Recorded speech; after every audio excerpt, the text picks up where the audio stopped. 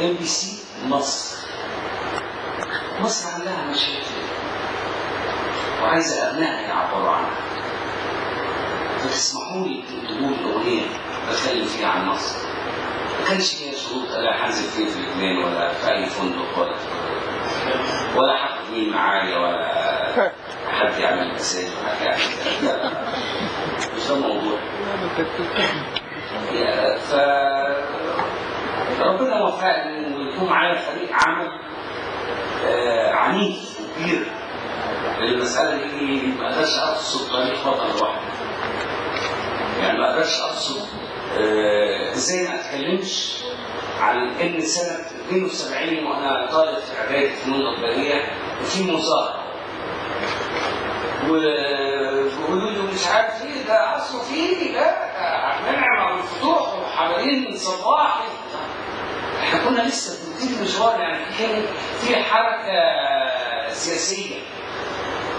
السنة 72 المظاهرات الطلبة بعد 18 سنة في نفس الميدان بتاع جامعة القاهرة في مظاهرة، ومظاهرة مع بالنسبة للعمر بتزيد السنين فيها فبتبقى أكثر شراسة.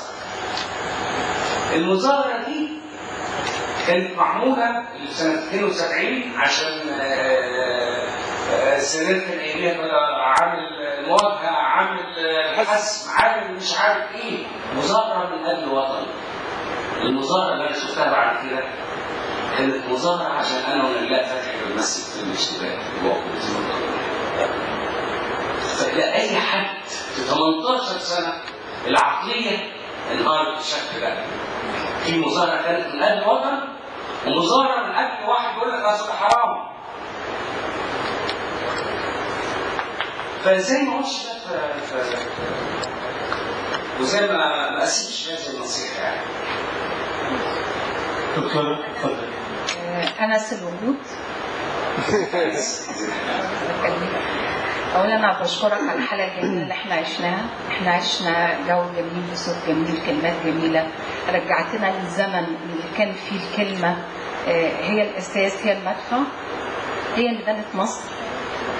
أنا بشكرك لأن أنت دايما شايل هم الوطن على أكتافك سواء داخل مصر أو خارجها. لكن دايما الفن متهم أو الفنانين متهمين بأن هم ما بيقدموش أي شيء غير الكلام. أنا مش بقول ليك أو مش بقول عليك يعني. في مثلا في النكسة عبد الحليم حافظ وأم كلثوم لفوا العالم للتبرع من أجل بناء مصر، المجهود الحربي.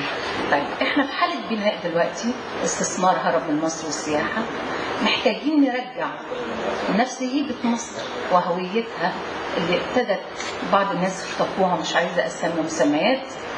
دور الفنان في رجوع هذه الهوية ورؤوس الأموال تستثمر في مصر والسياحة في مصر، وعايزين نقول لهم ان مصر ما زالت هي الدنيا. السؤال الثاني، النوبة فن وهي بداية المنبع النيل. دايما ما بنسافر ونقابل النوبيين في أنحاء العالم وخاصة لسه جاي من فرنسا، وبيت النوبي بيتمنى إنشاء مدرسة نوبية للفن النوبي بأسوان، وأنا عارفة أن أنت ليك ارتباط كبير جدا بأسوان. هل ممكن تساعد في ده وتساعدهم في ده؟ ده سؤالي بقى للأستاذ مازن. أنا بشكرك جدا، بس أنا عايزة أقول لحضرتك حاجة، إن جميع الأصوات أصوات جميلة، وإحنا كلنا أصوات، إحنا ناس متخصصين كنقاد، وهبقى حزينة ومش أنا لوحدي يعني إن في صوت واحد يخرج يقعد في بيته. إن إحنا مش دايما بنلاقي المواهب دي، مش جايبة الأصوات الجميلة دي. محتاجين الMBC تتبنى جميع الأصوات. أشكرك.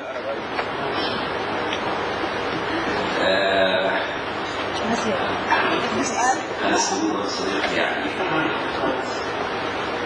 أنا عايز أقول لك كلمة تفكروا عليها. أنتوا مراية وأصدقاء لهم وتورونا الرؤية. أنا عايز أقول لك كلمة في منتهى الخطورة.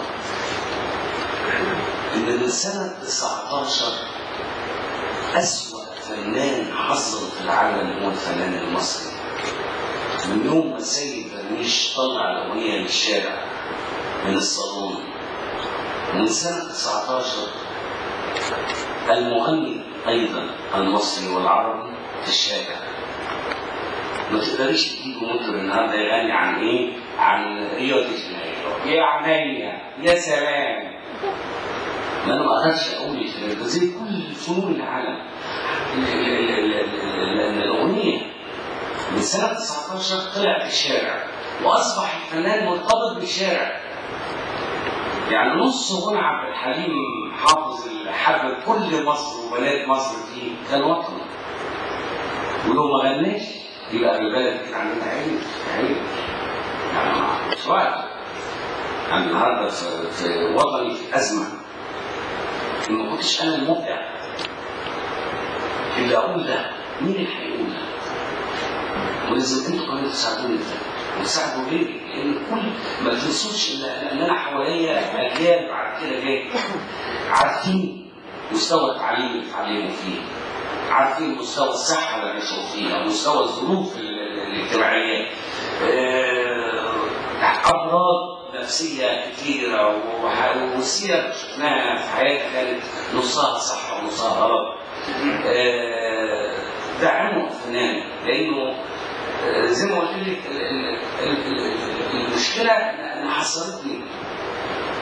انا لسه بتكلم على بون جوفي من كام يوم كده بتفرج على الحفله دي في ميونخ.